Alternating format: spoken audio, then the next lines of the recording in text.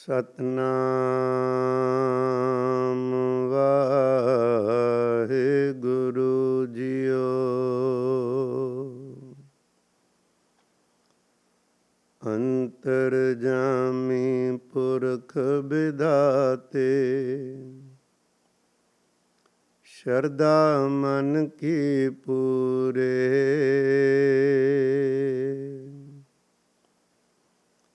ਨਾਨਕ ਦਾਸ ਇਹ ਸੁਖ ਮੰਗੈ, ਮੋਹ ਕੋ ਕਰ ਸੰਤਨ ਕੀ ਤੂਰੇ।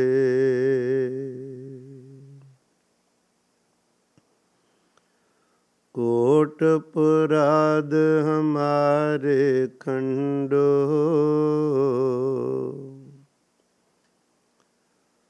ਅਨਕ ਵਿਧि ਸਮਝਾਵੋ।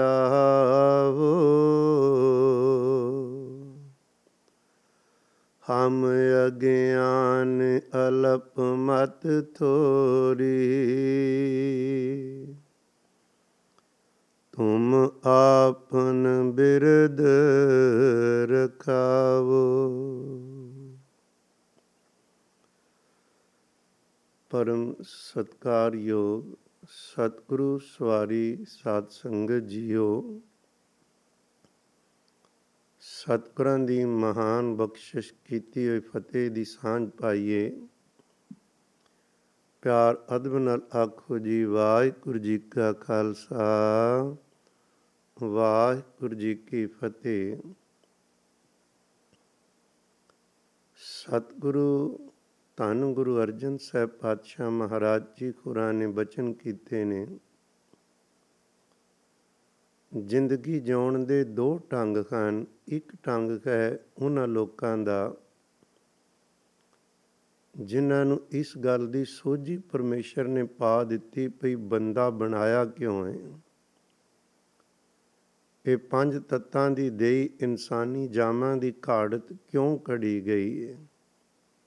ਉਹਨਾਂ ਦੇ ਜਿਉਣ ਦਾ ਢੰਗ ਹੋਰ ਹੈ, ਅਤੇ ਜਿਹੜੇ ਇਸ ਗੱਲੋਂ ਬਿਲਕੁਲ ਅਵੇਸਲੇ ਹਨ, ਕਦੇ ਸੋਚਿਆ ਹੀ ਨਹੀਂ ਭਈ ਇਸ ਸਰੀਰ ਦੇ ਬਣਾਉਣ ਦਾ ਰੱਬ ਦਾ ਕੋਈ ਖਾਸ ਮਕਸਦ ਹੈ। ਇਹਨਾਂ ਹੱਥਾਂ ਪੈਰਾਂ ਦਾ, ਅੱਖਾਂ ਦਾ, ਇਸ ਦਿਮਾਗ ਦਾ, ਦਿਲ ਦਾ, ਹਿਰਦੇ ਦਾ ਕੋਈ ਖਾਸ ਰੋਲ ਸੀ। ਜਿਨ੍ਹਾਂ ਨੇ ਇਸ ਗੱਲ ਦੀ ਸੋਝੀ ਨਹੀਂ, ਉਹਨਾਂ ਦੇ ਜਿਉਣ ਦਾ ਢੰਗ ਹੋਰ ਹੈ। ਜਿਹੜੇ ਆਮ ਤੌਰ 'ਤੇ ਬਾਕੀ ਸਾਰਾ ਸੰਸਾਰ ਉਹ ਇਸ ਤਲ 'ਤੇ ਜਿਉਂ ਰਿਹਾ ਏ ਭਈ ਵੱਧ ਤੋਂ ਵੱਧ ਖਾਣਾ ਅਤੇ ਪੀਣਾ ਅਤੇ ਰਹਿਣ ਲਈ ਸਮਾਨ ਇਕੱਠਾ ਕਰਨਾ, ਦੁਨੀਆ 'ਚ ਜਾਇਦਾਦਾਂ ਬਣਾਉਣੀਆਂ, ਬਸ ਇਹ ਜ਼ਿੰਦਗੀ ਦਾ ਨਿਸ਼ਾਨਾ ਹੈ। ਜਿੰਨਾ ਬਾਹਰਲਾ ਸਮਾਨ ਕਿਸੇ ਕੋਲ ਵੱਧ ਇਕੱਠਾ ਹੈ, ਉਹਨੂੰ ਸਮਝਿਆ ਜਾਂਦਾ ਇਹ ਜ਼ਿੰਦਗੀ 'ਚ ਕਾਮਯਾਬ ਹੈ। ਪਰ ਦੂਸਰੇ ਜਿਉਣ ਵਾਲੇ ਉਹ ਲੋਕ ਨੇ ਜਿਨ੍ਹਾਂ ਨੇ ਬਿਲਕੁਲ ਇਹਦੀ ਪਰਵਾਹ ਨਹੀਂ ਕੀਤੀ, ਭਾਵੇਂ ਉਹਨਾਂ ਨੂੰ ਅੱਤ ਦੀ ਗਰੀਬੀ ਵਿੱਚੋਂ ਜ਼ਿੰਦਗੀ ਲੰਘਾਉਣੀ ਪਈ, ਭਾਵੇਂ ਆਮ ਤਲ 'ਤੇ ਨਾਰਮਲ ਰੋਟੀ ਪਾਣੀ ਦਾ ਗੁਜ਼ਾਰਾ, ਚਾਹੇ ਵੱਧ ਖੋਵੇ ਚਾਹੇ ਅਮੀਰ ਹੋਣ, ਇਹਦੇ ਨਾਲ ਨਹੀਂ ਵਾਸਤਾ। ਉਹਨਾਂ ਦਾ ਇੱਕੋ ਨਿਸ਼ਾਨਾ ਹੈ ਵੀ ਵੱਧ ਤੋਂ ਵੱਧ ਸਰੀਰ ਨਾਲ ਵਾਹਿਗੁਰੂ ਦਾ ਸਿਮਰਨ ਕਿਵੇਂ ਕਰੀਏ ਅਤੇ ਉਹਦੇ ਬੰਦਿਆਂ ਦੀ ਸੇਵਾ ਕਰਕੇ ਜ਼ਿੰਦਗੀ ਦਾ ਮਕਸਦ ਪਰਮਾਤਮਾ ਨੂੰ ਮਿਲਣ ਦਾ ਉਹ ਕਿਵੇਂ ਪੂਰਾ ਕਰਨਾ ਹੈ। ਗੱਲ ਅੱਜ ਆਪਾਂ ਕਰਨੀ ਹੈ ਸਤਿਕਾਰਯੋਗ ਸਤਿਗੁਰੂ ਦੇ ਘਰੋਂ ਨਿਵਾਜੇ ਹੋਏ ਮਾਤਾ ਸਾਹਿਬ ਕੌਰ ਜੀ ਦੇ ਅੰਤਾਂ ਦੇ ਪਿਆਰ ਕਰਨ ਵਾਲੀ ਇੱਕ ਆਤਮਾ, ਉਹ ਸਤਿਕਾਰਯੋਗ ਸੰਤ ਬਾਬਾ ਮਿੱਤ ਸਿੰਘ ਜੀ ਨਿਹੰਗ ਸਿੰਘ ਬਾਣੇ ਵਿੱਚ ਸਨ। ਹਜ਼ੂਰ ਸਾਹਿਬ ਦੀ ਧਰਤੀ ਨਾਲ ਸੰਬੰਧਿਤ ਸੰਗਤਾਂ ਬਹੁਤ ਜਾਣਦੀਆਂ ਨੇ, ਜਿਹੜੀਆਂ ਹਜ਼ੂਰ ਸਾਹਿਬ ਜਾਂਦੀਆਂ ਦਰਸ਼ਨ ਕਰਦੀਆਂ। ਬਾਬਾ ਜੀ ਦੇ ਜੀਵਨ ਤੋਂ ਪਹਿਲਾਂ ਮੈਂ ਇੱਕ ਬਚਨ ਧੰਨ ਗੁਰੂ ਅਰਜਨ ਸਾਹਿਬ ਜੀ ਦਾ ਆਪ ਜੀ ਨਾਲ ਸਾਂਝਾ ਕਰ ਰਿਹਾ। ਸਤਿਗੁਰੂ ਜੀ ਕਹਿੰਦੇ, ਬਾਬਾ ਜੀ ਵਰਗੇ ਜਿਹੜੇ ਰੱਬ ਦੇ ਪਿਆਰੇ ਨੇ, ਉਹਨਾਂ ਨੂੰ ਭਲੀ ਸੁਖਾਵੀ ਛਾਪਰੀ ਜਾਮੈ ਗੁਣ ਗਾਏ। ਰਹਿਣ ਲਈ ਮਾਮੂਲੀ ਛਪਰੀ ਹੋਵੇ, ਜੇ ਰੱਬ ਚੇਤਾ ਹੈ ਤੇ ਕਹਿੰਦੇ ਭਲਾ ਬੜੇ ਖੁਸ਼ ਹੋਣਗੇ ਵੀ ਮੌਜ ਬਣੀ ਹੋਈ। ਨਿਰੰਕਾਰ ਨੇ ਰਹਿਣ ਲਈ ਛਪਰੀ ਦਿੱਤੀ ਹੈ। ਪਰ ਦੂਸਰੇ ਪਾਸੇ ਕਿਤ ਹੀ ਕਾਮ ਨਾ ਧੌਲ ਕਰ ਜਿਤ ਹਰ ਬਿਸਰਾਏ। ਬੜੇ ਬੜੇ ਵੱਡੇ ਮਹਿਲ ਮਕਾਨ ਖੋਣ, ਪਰ ਜੇ ਰੱਬ ਚੇਤਾ ਨਹੀਂ ਤੇ ਸਾਹਿਬ ਕਹਿੰਦੇ ਇਹ ਕਿਸੇ ਕੰਮ ਨਹੀਂ ਆਉਣੇ। ਰੱਬ ਤੇ ਸਤਿਗੁਰੂ ਦੀ ਨਿਗਾਹ ਵਿੱਚ ਉਹ ਪ੍ਰਵਾਨ ਨਹੀਂ। ਬਚਨ ਨੇ ਜੇ ਵਾਹਿਗੁਰੂ ਚੇਤਾ ਆਉਂਦਾ ਤੇ ਅੰਤਾਂ ਦੀ ਗਰੀਬੀ ਹੋਵੇ ਘਰ ਵਿੱਚ, ਉਹਦੇ ਵਿੱਚ ਵੀ ਆਨੰਦ ਤੁਹਾਨੂੰ ਮਿਲੇਗਾ। ਤੇ ਜੇ ਰੱਬ ਚੇਤਾ ਨਹੀਂ, ਵੱਡਾ ਪਾਣੀ ਮਾਇਆ ਬਹੁਤ ਤੇ ਦੁਨੀਆ ਬਹੁਤ ਜਾਣਦੀ ਏ। ਸਾਹਿਬ ਕਹਿੰਦੇ ਸੜ ਜਾਏ ਇਹੋ ਜਿਹਾ ਵੱਡਾ ਪਨ ਜਿਹੜਾ ਰੱਬ ਨੂੰ ਭੁਲਾ ਦਿੰਦਾ। ਬੱਚੇ ਨੇ ਅਨੰਦ ਗਰੀਬੀ ਸਾਧ ਸੰਗ ਜਿਤ ਪ੍ਰਭ ਚਿਤ ਆਏ। ਜਲ ਜਾਊ ਇਹ ਬੜਪਨਾ ਮਾਇਆ ਲਪਟਾਏ। ਪੀਸਨ ਪੀਸ ਓੜ ਕਾਮਰੀ ਸੁਖ ਮਨ ਸੰਤੋਖ ਆਏ। ਐਸੋ ਰਾਜ ਨ ਕਿਤੈ ਕਾਜ ਜਿਤ ਨਹਿ ਤ੍ਰਿਪਤਾਏ। ਕਹਿੰਦੇ ਜੇਕਰ ਇੰਨੀ ਗਰੀਬੀ ਹੋਵੇ, ਭਾਵ ਕਿ ਨੀਵੀਂ ਤੋਂ ਨੀਵਾਂ ਕੰਮ ਵੀ ਕਰਨਾ, ਜਾਂ ਚੱਕੀ ਪੀਣੀ ਪੀ ਕੇ ਲੋਕਾਂ ਦੇ ਬੁੱਤੀਆਂ ਕੱਢ ਕੇ 2 ਪੈਸੇ ਲਿਆ ਕੇ ਰੋਟੀ ਮਿਲਦੀ ਹੋਵੇ, ਪਹਿਨਣ ਨੂੰ ਕੇਵਲ ਇੱਕ ਅੱਧੀ ਚਾਦਰ ਹੋਵੇ, ਉਹ ਸੰਤੋਖ ਹੋਏਗਾ ਉਹਦੇ ਅੰਦਰ ਰੱਜਿਆ ਜੇ ਰੱਬ ਚੇਤਾ ਹੈ। ਪਰ ਜੇ ਦੂਸਰੇ ਬੰਦੇ ਕੋਲ ਰਾਜ ਰੱਬ ਚੇਤਾ ਨਹੀਂ ਤੇ ਉਹਦਾ ਅੰਦਰ ਭੁੱਖਾ ਰਹੇਗਾ। ਨਗਨ ਫਿਰਤ ਰੰਗ ਏਕ ਕਿਉ ਸ਼ੋਭਾ ਪਾਏ। ਰੱਬ ਦੇ ਪਿਆਰ ਵਿੱਚ ਅਲਫ ਨਗਨ ਤੋਂ ਭਾਵ ਹੁੰਦਾ ਵੀ ਬਹੁਤਾ ਕੋਲ ਕੱਪੜਾ ਲੀੜਾ ਨਹੀਂ ਤੇ ਤਾਂ ਵੀ ਉਹ ਆਨੰਦ ਵਿੱਚ ਰਹੇਗਾ। ਪਾਟ ਪਟੰਬਰ ਬਿਰਥਿਆ ਜੇ ਰਚ ਲੋਭਾਏ। ਜੇਕਰ ਰੱਬ ਭੁੱਲਾ ਤੇ ਕੀਮਤੀ ਕੱਪੜੇ ਪਾ ਲਏ ਨੇ ਤੇ ਉਹ ਕਿਸੇ ਕੰਮ ਨਹੀਂ ਖਾਣ। ਪਰ ਸਾਹਿਬ ਕਹਿੰਦੇ ਸੀ ਕਿਸੇ ਨਾਲ ਗਿਲਾ ਤੇ ਸ਼ਿਕਵਾ ਨਹੀਂ ਕਰ ਰਹੇ, ਕਿਸੇ ਨੂੰ ਦੋਸ਼ ਨਹੀਂ ਦੇ ਰਹੇ। ਸਭ ਕੁਛ ਤੁਮਰੇ ਖਾਤ ਪ੍ਰਭ ਆਪ ਕਰੇ ਕਰਾਏ। ਸਾਥ ਸਾਥ ਸਿਮਰਤ ਰਹਾ ਨਾਨਕ ਦਾਨ ਪਾਏ। ਸਭ ਕੁਛ ਪਰਮਾਤਮਾ ਦੇ ਹੱਥ ਵਿੱਚ ਹੈ, ਉਹ ਹੀ ਕਰ ਕਰਾ ਰਿਹਾ ਹਰ ਜੀਵ ਦਾ ਹਿਸਾਬ ਕਿਤਾਬ। ਸਾਨੂੰ ਇੱਕ ਚਾਅ ਚਾਹੀਦਾ ਸੀ ਸਵਾਸ ਸਵਾਸ ਸਿਮਰਨ ਕਰੀਏ ਤੇ ਜੀਵਨ ਸਫਲ ਬਣਾਈਏ। ਇੱਕ ਇਹੋ ਜਿਹੀ ਪਿਆਰੀ ਆਤਮਾ ਬਾਬਾ ਅਮਿਤ ਸਿੰਘ ਸਾਹਿਬ ਜੀ ਨੇ, ਜਿਨ੍ਹਾਂ ਕੋਲ ਰਹਿਣ ਵਾਸਤੇ ਕਦੇ ਛਪਰੀ ਵੀ ਨਹੀਂ, ਉੱਪਰ ਲੈਣ ਵਾਸਤੇ ਬਸਤਰ ਵੀ ਨਹੀਂ। ਜੇਕਰ ਕਈ ਦਿਨ ਕੁਝ ਵੀ ਨਹੀਂ ਖਾਣ ਨੂੰ ਮਿਲਿਆ ਤੇ ਤਾਂ ਵੀ ਸੰਤੋਖ ਤੇ ਸ਼ੁਕਰਾਂ ਦੀ ਜ਼ਿੰਦਗੀ ਜਿਉਂਦੇ ਸਨ। ਸਤਿਕਾਰਯੋਗ ਬਾਬਾ ਅਮਿਤ ਸਿੰਘ ਸਾਹਿਬ ਜੀ, ਇਹਨਾਂ ਮੁੱਲਾਂਪੁਰ ਦੇ ਕੋਲ ਇੱਕ ਮੰਡਿਆਣੀ ਪਿੰਡ ਹੈ, ਜ਼ਿਲ੍ਹਾ ਲੁਧਿਆਣੇ 'ਚ। ਉੱਥੋਂ ਦੇ ਰਹਿਣ ਵਾਲੇ ਸਰਦਾਰ ਕਰਮ ਸਿੰਘ ਤੇ ਬੀਬਾ ਕਰਮ ਕੌਰ, ਉਹਨਾਂ ਦੇ ਘਰ ਬਾਬਾ ਅਮਿਤ ਸਿੰਘ ਸਾਹਿਬ ਜੀ ਦਾ ਜਨਮ ਹੁੰਦਾ ਹੈ 1886 ਵਿੱਚ। 1944 'ਚ ਹਜ਼ੂਰ ਸਾਹਿਬ ਦੀ ਧਰਤੀ 'ਤੇ ਬਾਬਾ ਅਮਿਤ ਸਿੰਘ ਜੀ ਝੋਲਾ ਬਦਲਦੇ ਨੇ। ਬਾਬਾ ਜੀ ਦੀ ਪੁਰਾਣੀ ਭਗਤੀ ਹੋਣ ਕਾਰਨ ਬਚਪਨ ਤੋਂ ਹੀ ਬਹੁਤ ਭਜਨ ਸਿਮਰਨ ਦਾ ਇਹਨਾਂ ਨੂੰ ਚਾਅ ਸੀ। ਅਕਸਰ ਇਹਨਾਂ ਬੱਚਿਆਂ ਨਾਲ ਖੇਡਣਾ ਤੇ ਨੇੜੇ ਦਰਖਤ ਹੋਣੇ, ਕਿਸੇ ਦਰਖਤ ਦੇ ਟਾਹਣ 'ਤੇ ਚੜ੍ਹ ਜਾਣਾ ਤਾਂ ਕਿ ਉੱਥੇ ਬੈਠ ਕੇ ਭਜਨ ਕਰਾਂ, ਸਿਮਰਨ ਕਰਾਂਗਾ, ਨੀਂਦ ਨਹੀਂ ਆਏਗੀ, ਡਿੱਗਣ ਦਾ ਡਰ ਹੋਏਗਾ। ਕਈ ਵਾਰ ਲੱਭਣਾ ਮਾਪਿਆਂ ਨੇ ਖੁਰੇ ਕਿੱਥੇ ਵੇ, ਨਾ ਲੱਭਣਾ, ਇੱਧਰ ਖੇਡਦੇ ਸਨ। ਉਦੋਂ ਹੀ ਪਤਾ ਲੱਗਣਾ ਜਦੋਂ ਕਿਸੇ ਰੁੱਖ ਦੇ ਟਾਹਣ ਤੋਂ ਲੱਭ ਪੈਣਾ। ਨੇੜੇ ਸ਼ਹੀਦਾਂ ਦੀ ਜਗ੍ਹਾ ਸੀ, ਉੱਧਰ ਚਲੇ ਜਾਣਾ ਖੇਡਦਿਆਂ ਖੇਡਦਿਆਂ। ਅਤੇ ਕਈ ਵਾਰ ਇਹਨਾਂ ਦੇ ਹੱਥ ਕਾਫੀ ਥਿੰਦੇ ਨਾਲ ਭਰੇ ਹੋਣੇ, ਘਿਓ ਆਦਿਕ ਲੱਗਾ ਹੋਣਾ। ਉਹਨਾਂ ਆਖਣਾ ਵੀ ਤੂੰ ਇਹ ਕਿੱਥੇ ਜਾਣਾ ਵੀ ਤੇਰੇ ਹੱਥਾਂ ਨੂੰ ਮੱਖਣੀ ਜਾਂ ਕੋਈ ਘਿਓ ਜਿਹਾ ਲੱਗਾ, ਇਹ ਤੈਨੂੰ ਕਿੱਥੋਂ ਮਿਲ ਜਾਂਦਾ? ਘਿਓ ਦੀ ਉਦੋਂ ਬੜੀ ਕੀਮਤ ਹੁੰਦੀ ਸੀ। ਕਹਿਣ ਲੱਗਾ ਸਹਿਜੇ ਸੁਭਾਅ, ਕਿਉਂਕਿ ਜੇ ਪਤਾ ਨਹੀਂ ਨਾ ਚੀਜ਼ਾਂ ਨੂੰ ਛਿਪਾਉਣਾ ਹੈ ਕਿ ਨਹੀਂ ਛਿਪਾਉਣਾ। ਕਹਿੰਦੇ ਭਜਨ ਕਰਦਾ ਸਾਂ ਸ਼ਹੀਦਾਂ ਦੇ ਸਥਾਨ 'ਤੇ, ਸ਼ਹੀਦ ਮੈਨੂੰ ਮੱਖਣੀ ਖਾਣ ਨੂੰ ਲਿਆ ਕੇ ਦਿੰਦੇ ਨੇ। ਜਦੋਂ ਨਾ ਡਾਕਟਰ ਤਾਰਾ ਸਿੰਘ ਜੀ, ਉਹਨਾਂ ਨੇ ਬਾਬਾ ਜੀ ਹੋਰਾਂ ਦੇ ਇੱਕ ਜੀਵਨ ਤੇ 5 ਮਹਾਂਪੁਰਖਾਂ ਦੇ ਜੀਵਨ ਦੀ ਕਿਤਾਬ ਲਿਖੀ, ਉਹ ਉਹਨਾਂ ਨੇ ਸੰਗਤ ਕੀਤੀ ਸੀ। ਉਹ ਲਿਖਦੇ ਨੇ ਭਈ ਉਹਨਾਂ ਨੇ ਖਜੂਰ ਸਾਹਿਬ ਜਦੋਂ ਚੋਲਾ ਬਦਲਣਾ ਸੀ, ਥੋੜ੍ਹਾ ਚਿਰ ਪਹਿਲਾਂ ਇਹੋ ਜਿਹੀਆਂ ਗੱਲਾਂ ਕਦੇ ਕਦੇ ਸਾਂਝੀਆਂ ਕਰ ਲਿਆ ਕਰਦੇ। ਉਹਨਾਂ ਨੂੰ ਨਾ ਕਾਫੀ ਵਾਰੀ ਸੱਚਖੰਡ ਸ੍ਰੀ ਖਜੂਰ ਸਾਹਿਬ ਤੋਂ ਬੇਨਤੀ ਕੀਤੀ ਗਈ ਸੀ ਵੀ ਤੁਹਾਡੇ ਵਰਗੇ ਜੀਵਨ ਵਾਲੇ ਚਾਹੀਦੇ ਨੇ, ਤੁਸੀਂ ਇੱਥੋਂ ਹੈੱਡ ਗ੍ਰੰਥੀ ਪੁਜਾਰੀ ਦੀ ਸੇਵਾ ਕਰੋ, ਨਾ ਕਰਨੀ, ਕਿਸੇ ਹੋਰ ਨੂੰ ਦਿਓ। ਇੱਕ ਦਿਨ ਕਹਿਣ ਲੱਗੇ ਪਿਛਲੇ 2 ਜਨਮਾਂ 'ਚ ਇਹ ਸੇਵਾ ਕਰਦਾ ਆਇਆ ਵਾਂ। ਇਹ ਕੋਈ ਕਹਾਣੀ ਅਚਾਨਕ ਤਾਂ ਨਹੀਂ ਨਾ ਬਣਦੀ। ਪਰ ਉਹ ਬੇਅੰਤ ਤੇ ਪਰਮਾਤਮਾ ਕਿਵੇਂ ਉਹ ਭੇਜਦਾ, ਕਿੱਥੋਂ ਫਿਰ ਕਹਾਣੀ ਸ਼ੁਰੂ ਕਰਦਾ, ਕਿੱਥੇ ਪਹਿਲਾਂ ਮਾਪੇ ਕੌਣ ਸਨ, ਹੁਣ ਕਿਹੜੇ ਬਣੇ, ਉਦੋਂ ਹਾਲਾਤ ਕੀ ਸਨ, ਮਾਇਕ ਪੱਖੋਂ ਚੰਗੇ ਜਾਂ ਮਾੜੇ ਮਹਾਰਾਜ ਜਾਣੇ ਜਾਂ ਸਾਧੂ ਜਾਣਨ। ਇਹਨਾਂ ਨੂੰ ਨਾ ਇੱਥੇ ਬਚਪਨ ਵਿੱਚ ਹੀ ਮੰਡਿਆਣੀ ਪਿੰਡ, ਇੱਥੇ ਸੀ ਇੱਕ ਨੇੜੇ ਰਕਬਾ ਪਿੰਡ ਵਿੱਚ ਇੱਕ ਨਿਹੰਗ ਸਿੰਘ ਸਨ ਬੜੇ ਜੀਵਨ ਵਾਲੇ, ਬਾਬਾ ਵਰਿਆਮ ਸਿੰਘ ਜੀ।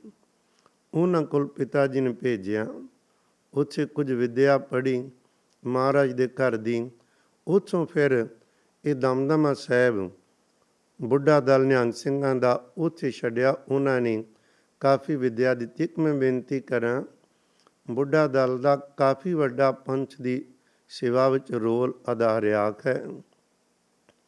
ਭਾਵੇਂ ਬਾਅਦ ਵਿੱਚ ਹਾਲਾਤ ਬਦਲ ਗਏ, ਸਾਰਾ ਕੁਝ ਇੱਕ ਹੋਰ ਹੀ ਪਾਸੇ ਤੁਰ ਪਈਆਂ ਗੱਲਾਂ।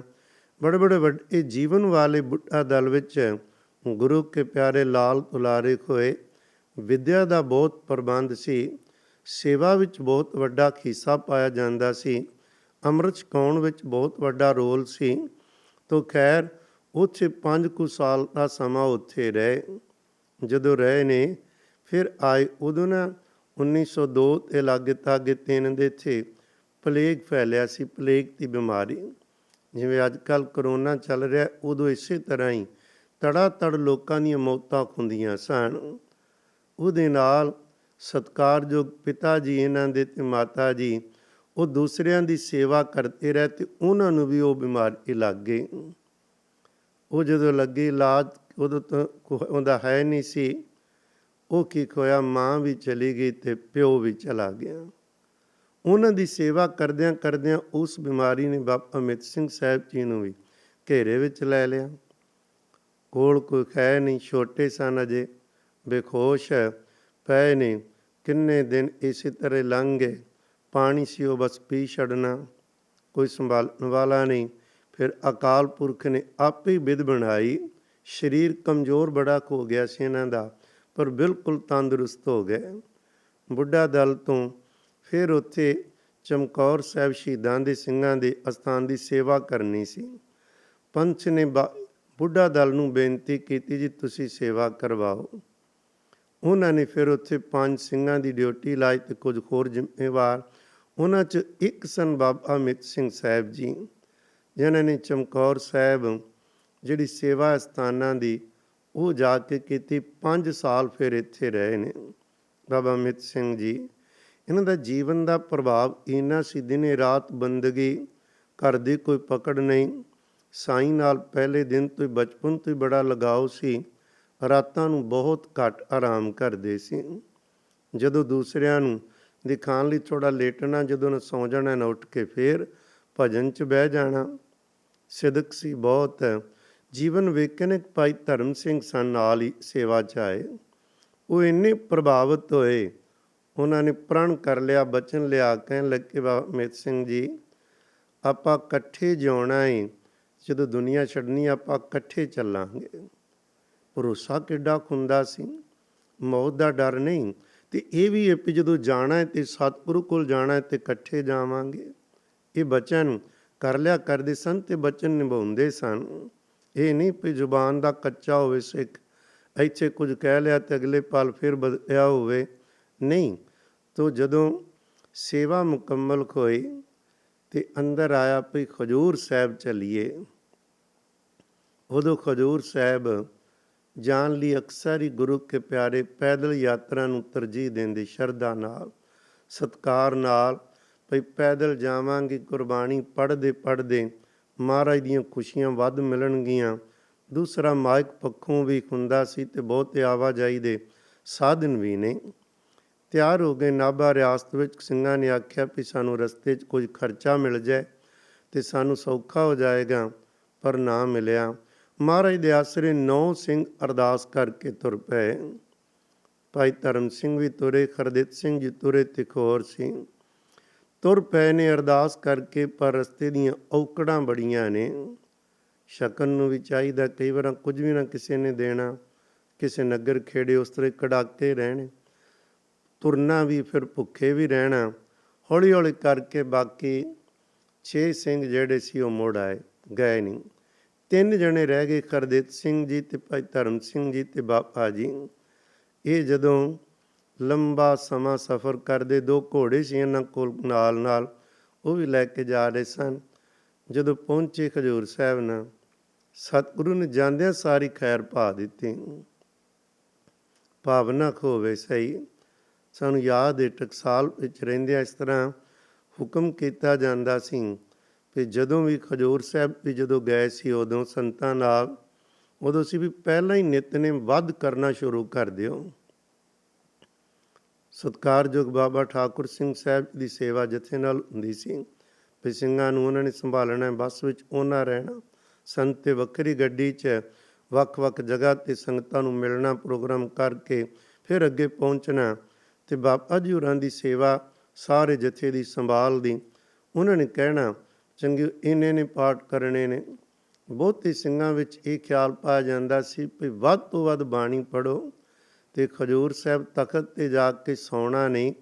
ਇਹ ਆਪਣੇ ਆਪ ਨਾਲ ਹੀ ਵਾਅਦਾ ਕਰੋ ਵੀ ਇੰਨੇ ਜਪਜੀ ਸਾਹਿਬ ਦੇ ਪਾਠ ਕਰਨੇ ਨੇ ਅਤੇ ਮਨ ਵਿੱਚ ਇਹ ਧਾਰਨਾ ਵੀ ਗੁਰੂ ਕਲਗੀਆਂ ਵਾਲੇ ਦੇ ਦਰਸ਼ਨ ਦੀਦਾਰ ਹੋਣ।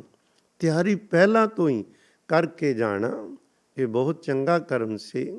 ਹੇਮਕੁੰਟ ਸਾਹਿਬ ਸੰਗਤਾਂ ਜਾਂਦੀਆਂ ਨੇ, ਬਹੁਤ ਸਾਰੀ ਸੰਗਤ ਜਿਹੜੀ ਤਿਆਰੀ ਕਰਕੇ ਜਾਂਦੀ ਪਹਿਲਾਂ ਹੀ ਵੀ ਇੰਨਾ ਸਮਾਂ ਪਾਠ ਸ਼ੁਰੂ ਕਰਨੇ ਨੇ, ਰਸਤੇ 'ਚ ਬੰਦਗੀ ਕਰਨੀ ਹੈ ਤਾਂ ਕਿ ਉੱਥੋਂ ਤੱਕ ਸੁਰਤੀ ਇਕਾਗਰ ਹੋਵੇ।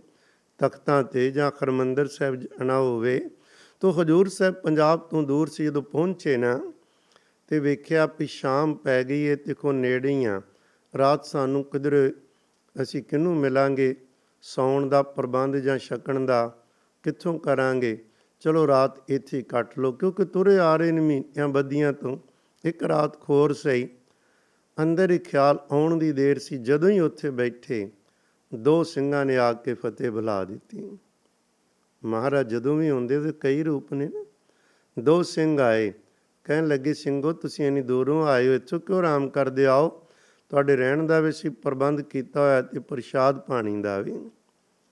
ਆਖਿਆ 7 ਬਚਨ ਨਾਲ ਲੈ ਕੇ ਤੁਰ ਪਏ। ਬੜੀ ਖੁਸ਼ੀ ਹੋਈ ਤਿੰਨਾਂ ਨੂੰ, ਬੈਰਾਗ ਵੀ ਆਇਆ। ਸਤਿਗੁਰੂ ਜੀ ਨੂੰ ਇੰਨਾ ਫਿਕਰ ਹੈ ਸਾਡਾ, ਇੰਨਾ ਸਾਡੀ ਹਾਜ਼ਰੀ ਪ੍ਰਵਾਨ ਕਰ ਲਈ ਨੇ।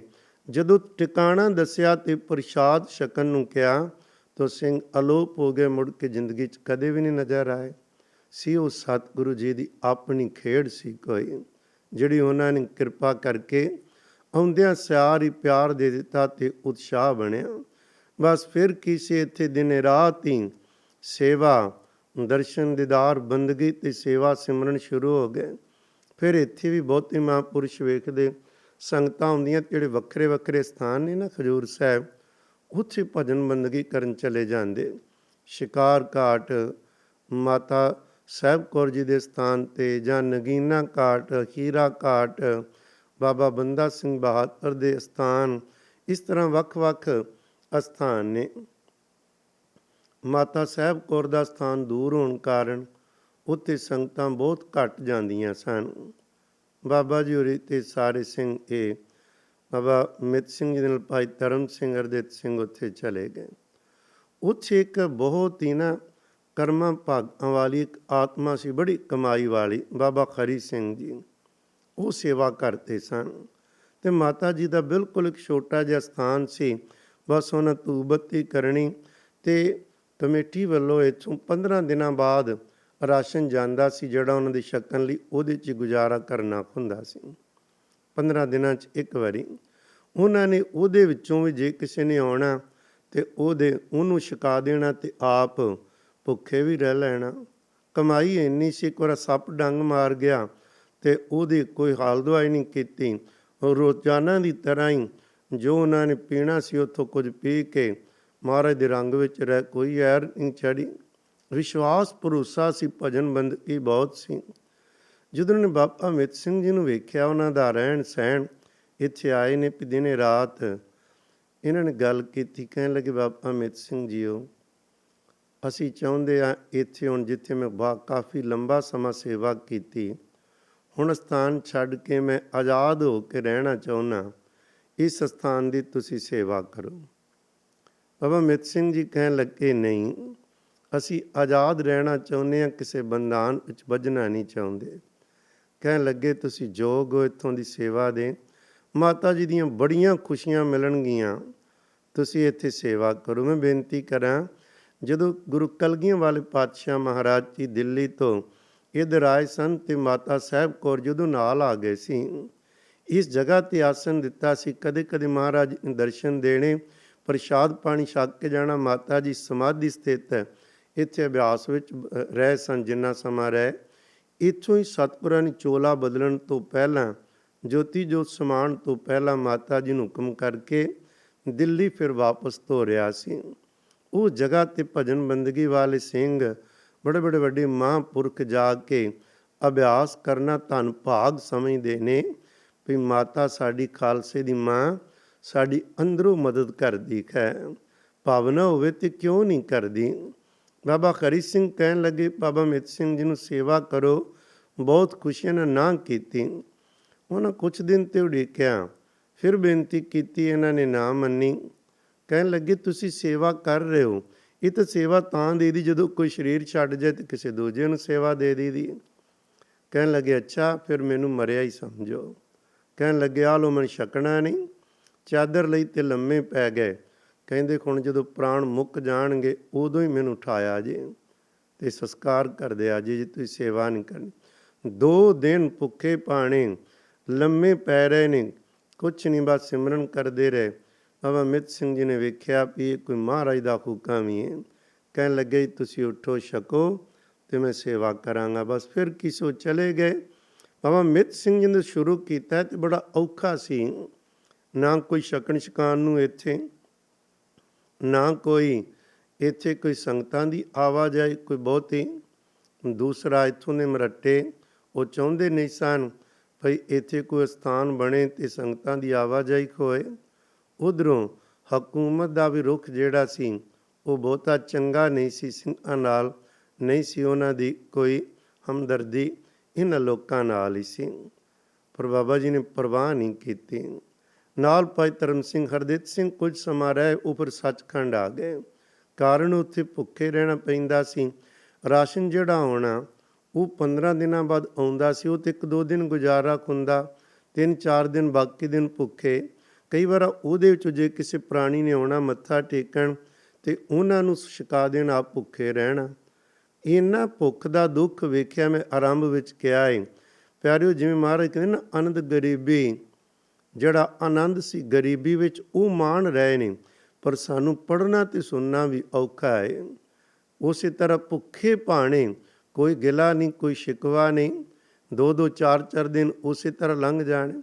ਘੋੜੇ ਸਨ ਤੇ ਉਹਨਾਂ ਦੀ ਛਕਣ ਲਈ, ਕਿਉਂਕਿ 4 ਚੁਫੇਰੇ ਜ਼ਮੀਨਾਂ ਉਹਨਾਂ ਦੀਆਂ ਨੇ ਤੇ ਉਹਨਾਂ ਨੇ ਉੱਧਰ ਵੜਨ ਨਹੀਂ ਦੇਣਾ। ਘਾਹ ਪੱਠੇ ਦੇ ਵੀ ਥੋੜ੍ਹ ਹੈ। ਫਿਰ ਇੱਕੋ ਰਾਹ ਛੱਡਿਆ ਸੀ ਮਰੱਟਿਆਂ ਨੇ ਗੋਦਾਵਰੀ ਵੱਲੋਂ, ਬਾਕੀ 4 ਚੁਫੇਰੇ ਉਹਨਾਂ ਆਪਣੇ ਖੇਤਾਂ ਨੂੰ ਵਾੜਾਂ ਕੀਤੀਆਂ ਹੋਈਆਂ ਸੀ। ਇੱਕ ਵਾਰੀ ਭਾਈ ਧਰਮ ਸਿੰਘ ਕਹਿਣ ਲੱਗੇ ਬਾਬਾ ਮਿੱਤ ਸਿੰਘ ਜੀ ਘੋੜੇ ਭੁੱਖ ਨਾਲ ਕੁਰਲਾ ਰਹੇ ਨੇ, ਮੇਰਾ ਜੀਅ ਕਰਦਾ ਏ ਗੋਲੀ ਮਾਰ ਕੇ ਆਪ ਹੀ ਮਾਰ ਦਈਏ, ਭੁੱਖੇ ਵੇਖੇ ਨਹੀਂ ਜਾਂਦੇ। ਕਹਿਣ ਲੱਗੇ ਇੱਕ ਦਿਨ ਠਹਿਰ ਜਾਓ। ਅਗਲੇ ਦਿਨ ਹੀ ਇੱਕ ਮਹਾਰਾਜ ਨੇ ਕੋਈ ਪ੍ਰੇਮੀ ਭੇਜਿਆ, ਉਹਨੇ 16 ਰੁਪਈਏ ਦਿੱਤੇ। ਉਦੋਂ ਹੀ ਇੱਕ ਹੋਰ ਆਇਆ, ਉਹ ਘਾਹ ਦੀਆਂ ਪੰਡਾਂ ਲੈ ਕੇ ਆ ਗਿਆ। ਉਹਨੂੰ ਪੈਸੇ ਪੁੱਛੇ, ਕਹਿੰਦੇ 16 ਰੁਪਈਏ, ਉਹਨੂੰ ਦੇ ਦਿੱਤੇ।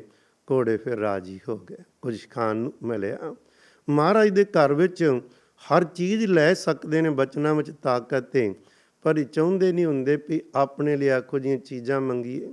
ਸਤਿਗੁਰੂ ਦੀ ਖੇੜੋ ਸਬਰ ਸੰਤੋਖ ਦਿੰਦੇ ਨੇ। ਇੱਕ ਵਾਰੀ ਹਰਦਿੱਤ ਸਿੰਘ ਜੀ ਨੂੰ ਪਤਾ ਲੱਗਾ ਵੀ ਕੜਾਕਾ ਹੀ ਹੈ। ਮੈਨੇਜਰ ਨੂੰ ਕਿਹਾ ਵੀ ਉਹ ਬੰਦਗੀ ਵਾਲੇ ਸਿੰਘ ਨੇ ਤੇ ਨਾ ਵੀ ਕੌਣ, ਉਹਨਾਂ ਨੂੰ ਪ੍ਰਸ਼ਾਦ ਤੇ ਚਾਹੀਦਾ, ਇੰਨੀ ਕਮਾਈ ਕਰਦੇ ਨੇ, ਉਹਨਾਂ ਨੂੰ ਰਾਸ਼ਨ ਜ਼ਿਆਦਾ ਦਿਆਓ, ਤੁਸੀਂ ਥੋੜ੍ਹਾ ਜਿਹਾ ਰਾਸ਼ਨ ਦਿੰਦੇ ਉਹਦੇ ਨਾਲ ਗੁਜ਼ਾਰਾ ਨਹੀਂ, ਭੁੱਖੇ ਰਹਿ ਰਹੇ ਨੇ, ਬੰਦਗੀ ਕਰ ਰਹੇ ਨੇ। ਮੈਨੇਜਰ ਕਹਿੰਦਾ ਜੋ ਕਾਨੂੰਨ ਬਣੇ ਨੇ ਸਭ ਲਈ ਇੱਕੋ ਜਿਹੀ ਹੈ, 15 ਦਿਨਾਂ ਬਾਅਦ ਹੀ ਰਾਸ਼ਨ ਮਿਲੇਗਾ ਤੇ ਓਨਾ ਹੀ ਮਿਲੇਗਾ। ਹਰਦਿੱਤ ਸਿੰਘ ਨੇ ਬਹੁਤ ਸਮਝਾਇਆ, ਇਸ ਤਰ੍ਹਾਂ ਨਹੀਂ ਕਰੀਦਾ, ਮਹਾਰਾਜ ਦੀਆਂ ਸੰਗਤਾਂ ਦਾ ਰਾਸ਼ਨ ਹੈ, ਸਿੰਘ ਸੇਵਾ ਕਰਦੇ ਨੇ, ਤੁਸੀਂ ਰਾਸ਼ਨ ਕਿਉਂ ਨਹੀਂ ਦਿੰਦੇ, ਭੇਜੋ। ਕਹਿਣ ਲੱਗੇ ਨਹੀਂ। ਹਰਦਿੱਤ ਸਿੰਘ ਵੀ ਬੰਦਗੀ ਵਾਲਾ ਸੀ, ਕਹਿੰਦਾ ਫਿਰ ਚੰਗਾ, ਤੂੰ ਰਾਸ਼ਨ ਲੈ ਕੇ ਜਾਣਾ ਏ ਤੇ ਅਸੀਂ ਉਹ ਰਾਸ਼ਨ ਪ੍ਰਵਾਨ ਨਹੀਂ ਕਰਨਾ। ਕਹਿੰਦਾ ਉਹ ਮੈਨੇਜਰ ਨੂੰ ਕੀ ਪਤਾ ਸੀ ਇਹਨਾਂ ਗੱਲਾਂ ਦਾ। ਹਰਦਿੱਤ ਸਿੰਘ ਜੀ ਬਚਨ ਕਰਕੇ ਚਲੇ ਗਏ, ਪਰ ਉਹ ਰਾਤ ਨੂੰ ਸੁਪਨੇ ਵੀ ਸ਼ਹੀਦਾਂ ਨੇ ਉਹਨਾਂ ਦੀ ਖੁੰਬ ਠੱਪੀ। ਸਵੇਰੇ ਕਹਿੰਦਾ ਮਹੀਨੇ ਦਾ ਰਾਸ਼ਨ ਲੈ ਲਓ, ਹਾਜ਼ਰ ਹੋਏ ਆਪ। ਉਹ ਕਹਿ ਲੈਣਾ ਨਹੀਂ, ਕਹਿੰਦੇ ਨਹੀਂ ਮੈਨੂੰ ਤੇ ਸ਼ਹੀਦਾਂ ਨੂੰ ਜੀ ਮਾਰ ਛੱਡਣਾ, ਉਹਨਾਂ ਦਾ ਪਹਿਰਾ ਹੈ। ਫਿਰ ਉਹ ਰਾਸ਼ਨ ਉਸ ਨੇ ਭੇਜਿਆ, ਪਰ ਉਹ ਰਾਸ਼ਨ ਜਦੋਂ ਸੰਗਤਾਂ ਨੇ ਆਉਣਾ, ਜਦੋਂ ਕੋਈ ਵੇਖਣਾ ਭਜਨ ਬੰਦਗੀ ਵਾਲੀਆਂ ਰੂਹਾਂ ਨੇ ਕੁਝ ਨਾ ਕੁਝ ਆਉਣ ਜਾਣ ਬਣਿਆ, ਪਰ ਉਹ ਛਕਾ ਦੇਣਾ। ਇੱਕ ਵਾਰ ਕਿਸੇ ਨੇ ਨਾ ਮੋਠ ਤੇ ਮੱਕੀ ਭੇਟਾ ਕੀਤੇ।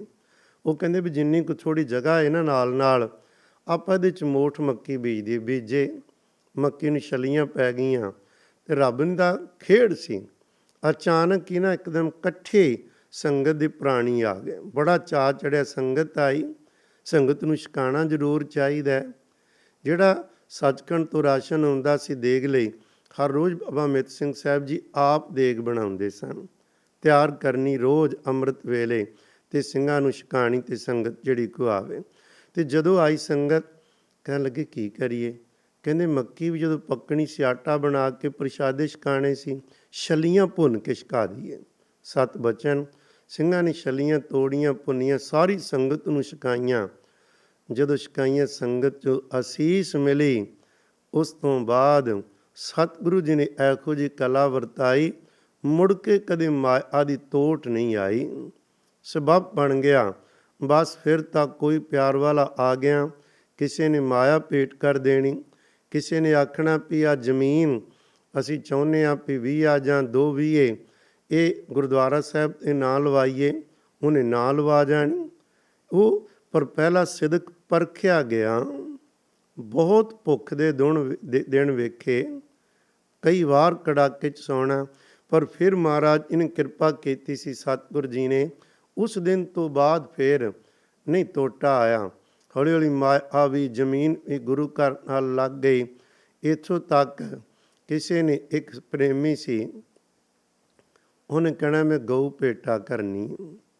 ਬਾਬਾ ਜੀ ਕਹਿੰਦੇ ਨਹੀਂ ਭਾਈ, ਸਾਨੂੰ ਜਿਸ ਤਰ੍ਹਾਂ ਦੀ ਕਿਰਿਆ ਹੈ ਸਾਡੀ ਰਹਿਣ ਦੇ, ਫਿਰ ਉਹਦੀ ਸੇਵਾ ਸੰਭਾਲ ਕਰਾਂਗੇ। ਉਹਨੇ ਜਦੋਂ ਆਉਣਾ ਇਹੀ ਕਹਿਣਾ, ਗਾਂ ਰੱਖੋ ਦੁੱਧ ਦੇਵੇਗੀ ਕੰਮ ਆਵੇਗਾ। ਜਦੋਂ ਬਾਰ-ਬਾਰ ਇੱਕ ਦਿਨ ਕਹਿੰਦਾ ਮੈਂ ਛੱਡ ਹੀ ਜਾਣੀ, ਤੁਸੀਂ ਤੇ ਲੈਂਦੇ ਨਹੀਂ, ਆਪੇ ਸੰਭੋਗੇ। ਕਹਿਣ ਲੱਗੇ ਤੇਰੀ ਭਾਵਨਾ। ਗਾਂ ਛੱਡੀ। ਉਹ ਗਾਂ ਕਾਹਦੀ ਸੀ? ਸਤਿਗੁਰੂ ਜੀ ਦੀ ਕੋਈ ਆਪਣੀ ਮਿਹਰ ਸੀ ਜਿਹੜੀ ਘੜੀ ਮੋਹ ਉਹਦੇ ਰਾਹੀਂ ਆ ਰਹੀ ਸੀ। ਉਹ ਗਾਂ ਆ ਗਈ, ਸੇਵਾ ਸ਼ੁਰੂ ਹੋ ਗਈ। ਸੋਈ ਉਹਦੇ ਫੇਰ ਵੱਛੇ ਵਛੇਰੀਆਂ, ਹੌਲੀ ਹੌਲੀ ਹੌਲੀ ਕਰਕੇ ਬੜਾ ਵੱਡਾ ਪਰਿਵਾਰ ਬਣ ਗਿਆ। 200 ਡੰਗਰ ਤੱਕ ਹੋ ਗਿਆ। ਹੌਲੀ ਹੌਲੀ 60-65 ਸਿੰਘ ਪੱਕੇ ਤੌਰ 'ਤੇ ਉੱਥੇ ਰਹਿਣ ਲੱਗ ਪਏ। ਪਰ ਸਾਰਿਆਂ ਨੂੰ ਬਾਬਾ ਅਮਿਤ ਸਿੰਘ ਸਾਹਿਬ ਜੀ ਜਿੰਨੇ ਵੀ ਉੱਥੇ ਆਉਂਦੇ ਸੀ ਨਾ, ਉਹਨਾਂ ਦਾ ਇੱਕੋ ਹੀ ਮਨੋਰਥ ਸੀ ਭਈ ਇੱਥੇ ਬਹਿ ਕੇ ਅਭਿਆਸ ਵੱਧ ਤੋਂ ਵੱਧ ਕਿਵੇਂ ਕਰਨਾ। ਜ਼ਮੀਨ ਨੂੰ ਸਾਰਾ ਦਿਨ ਉਹਨਾਂ ਮਿਹਨਤ ਕਰਕੇ ਖੋਦਣਾ, ਉਹਦੇ 'ਚ ਕੁਛ ਨਾ ਕੁਛ ਬੀਜਣੀ, ਫਸਲ ਵਾੜੀ, ਲੱਕੜਾਂ ਲਿਆਉਣੀਆਂ ਆਪ ਉਹਨਾਂ ਨੇ। ਮਰੱਟੇ ਲੱਕੜਾਂ ਚੋਰੀ ਕਰ ਲਿਜਾਂਦੇ ਸੀ ਦੇਣੀਆਂ, ਤੇ ਕਿ ਮੁਸ਼ਕਿਲਾਂ ਬਹੁਤ ਆਈਆਂ, ਬਹੁਤ। ਉਹ ਫਿਰ ਹੌਲੀ ਹੌਲੀ ਜ਼ਮੀਨ ਜਦੋਂ ਖਰੀਦਦੇ ਸੀ, ਕਬਜ਼ੇ ਨਾ ਛੱਡਣੇ, ਫਿਰ ਸਿੰਘਾਂ ਨੂੰ ਉਹਦੇ ਲਈ ਖੇਚਲਾਂ ਕਰਨੀਆਂ ਪੈਣੀਆਂ। ਬਾਬਾ ਜੀ ਨਾਲ ਜਿੰਨੇ ਸਿੰਘ ਸੀ ਨਾ, 60-65 ਸਿੰਘ, ਉਹਨਾਂ ਦਾ ਨੇਮ ਸੀ ਭਈ ਉਹਨਾਂ ਨੇ ਨਾ ਆਪੋ ਆਪਣੀ ਨਿੱਕੀਆਂ ਨਿੱਕੀਆਂ ਛੱਪਰੀਆਂ ਜਿਹੀਆਂ ਬਣਾ ਲਈਆਂ। ਮੰਜਾ ਕਿਸੇ ਕੋਲ ਕੋਈ ਨਹੀਂ ਸੀ, ਭੁੰਜੇ ਹੀ ਸਾਰਿਆਂ ਦੇ ਆਸਣ। ਕਿਸੇ ਕੋਲ ਰੀਲ ਹੁੰਦੀ ਸੀ, ਕੋਈ ਗੁਟਕਾ ਪੋਥੀ ਰੱਖਣ ਲਈ, ਕਿਸੇ ਕਿਸੇ ਕੋਲ ਸ਼ਸਤਰ ਨੇ, ਤੇ ਬਾਕੀ ਬਸ ਫਕੀਰੀ ਜ਼ਿੰਦਗੀ, ਭਜਨ ਬੰਦਗੀ ਕਰਨੀ ਸਾਰਿਆਂ ਨੇ। ਬਾਬਾ ਜੀ ਉਹਨਾਂ ਨੇ ਰਾਤੀ 11 ਵਜੇ ਵੀ ਜਾਗਦੇ ਹੋਣਾ, 2 ਵਜੇ ਸਿੰਘ ਉੱਠਦੇ, ਉਦੋਂ ਵੀ ਜਾਗਦੇ ਹੁੰਦੇ ਸਨ। ਬੜਾ ਉੱਚਾ ਸੁੱਚਾ ਜੀਵਨ ਸੀ ਤੇ ਸਿਦਕ ਸੀ ਪੂਰਾ, ਬੜਾ ਅਭਿਆਸ ਇੱਥੇ ਕੀਤਾ। ਉਹਦੇ ਨਾਲ ਫਰਕ ਇਹ ਕੀ ਪਿਆ ਭਈ ਉਸ ਅਸਥਾਨ ਦੀ ਮਹਿਮਾ ਹੋਣੀ ਸ਼ੁਰੂ ਹੋ ਗਈ। ਕੌਤਕ ਮਹਾਰਾਜ ਦਾ ਹੁੰਦਾ, ਆਪਣੇ ਉਹਦੇ ਪਿਆਰੇ ਜਿੱਥੇ ਆ ਜਾਣ, ਉਹ ਫਿਰ ਉਹਨੂੰ ਵੇਖ ਵੇਖ ਕੇ ਸੰਗਤਾਂ ਦਾ ਧਿਆਨ ਹੋਰ ਖਿੱਚਿਆ ਜਾਂਦਾ। ਬਸ ਫਿਰ ਆਵਾਜਾਈ ਸ਼ੁਰੂ ਹੋ ਗਈ। ਫਿਰ ਕਦੇ ਕਦੇ ਬਾਬਾ ਅਮਿਤ ਸਿੰਘ ਸਾਹਿਬ ਜੀ ਨੇ ਸੁਤੀ ਕਹਿਣਾ, ਆ ਵੀ ਮਾਤਾ ਜੀ ਦਾ ਖੇਤ ਏ, ਆ ਵੀ ਮਾਤਾ ਜੀ ਦਾ ਖੇਤ ਏ। ਜਿਹੜੇ ਮਿਲੇ ਨਹੀਂ ਸਨ ਉਹ ਬਚਨ ਸੱਚੇ। ਉਸ ਤੋਂ ਬਾਅਦ ਇੰਨੀ ਦੂਰ ਦੂਰ ਤੱਕ ਹੁਣ ਜ਼ਮੀਨ ਮਾਤਾ ਸਾਹਿਬ ਕੌਰ ਜੀ ਦੇ ਨਾਂ ਦੀ ਵੱਜਦੀ ਹੈ।